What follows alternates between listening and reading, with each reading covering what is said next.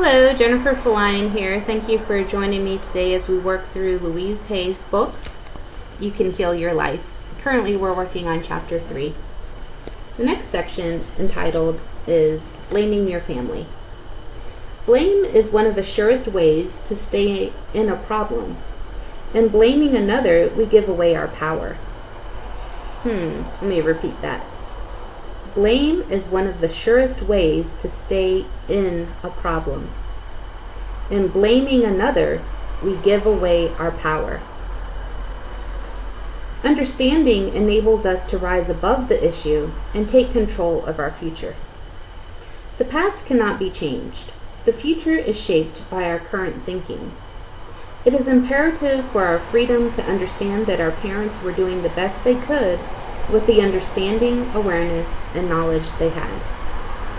Whenever we blame someone else, we are not taking responsibility for ourselves. Those people who did all those terrible things to us were just as frightened and scared as you are. They felt just the same helplessness as you do. The only things they could possibly teach you are what they had been taught. How much do you know about your parents' childhoods, especially before the age of 10? If it's still possible for you to find out, ask them. If you're able to find out about your parents' childhoods, you will more easily understand why they did what they did. Understanding will bring you compassion. If you don't know and can't find out, try to imagine what it must have been like for them. What kind of childhood would create an adult like that? You need this knowledge for your own freedom. You can't free yourself until you free them.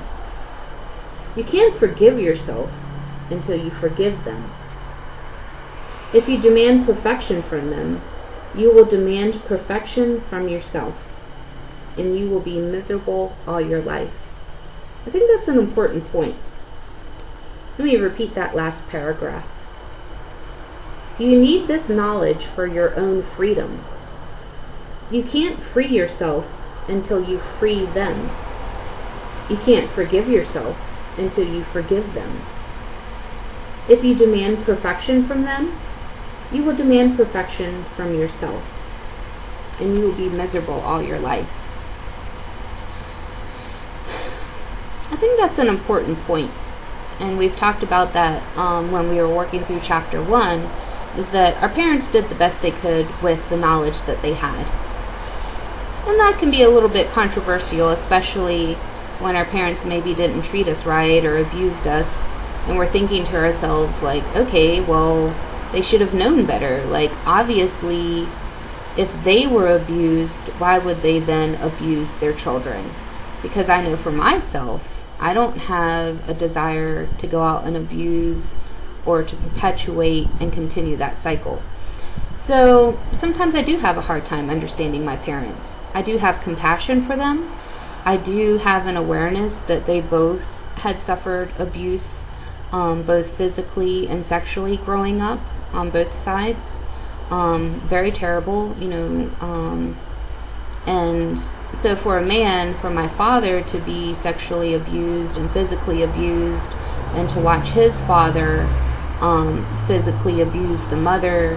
My father was the oldest, and oftentimes he had some very scary stories of trying to protect his younger siblings and hiding underneath the house that his father was an alcoholic, and just the kind of things that he went through, which was very terrible. No kid should have gone through that. And then for him to grow up, was very intelligent, very ambitious, artistic, had a lot of dreams and goals. But unfortunately, when he got married and was in a relationship with my mother, he abused her physically. He carried out that tradition of spouse abuse. And then he carried out the tradition of sexual abuse with me. And I never understood that, because growing up, he didn't hit me or abuse me physically, but he abused me sexually. But then with my mother, he would hit her and degrade her, call her names, make her feel, stupid or less than. So you're asking yourself, well, why would someone who grew up as a little boy scared and know the effects of abuse and what it did to him, why would he then do that to his own family? I can't answer that question, but I can have compassion and know that he did suffer growing up, and the circumstances were very difficult for him.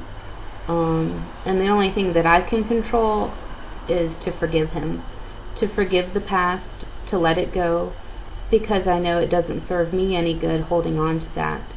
There's no need for me to hold on to that anymore. And it was kind of strange. My father passed away in 2006. He was 60 years old, and he had some complications with diabetes. Anyway, he passed away in October, and in December I was working with a chorus. I was up in Boston, and we were doing some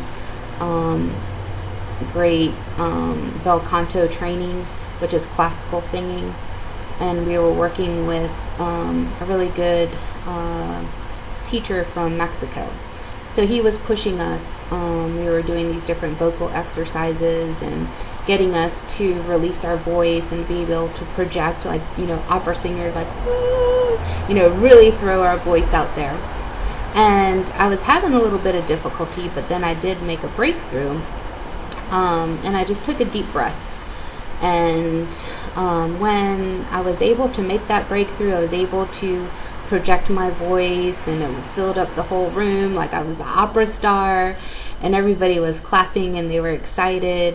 And the maestro, he's from Mexico, so he's like, la nueva Jenny, like the new Jennifer, she finally came out. And I was so happy, but then I got this thought that my father was telling me that he was going to leave now, that there was no need for him to hang around, and that I shouldn't feel ashamed anymore, that with his passing and wherever he was going, and this was just a thought, again, he had already passed, he had said, don't be ashamed anymore, don't be afraid, I'm taking that with me.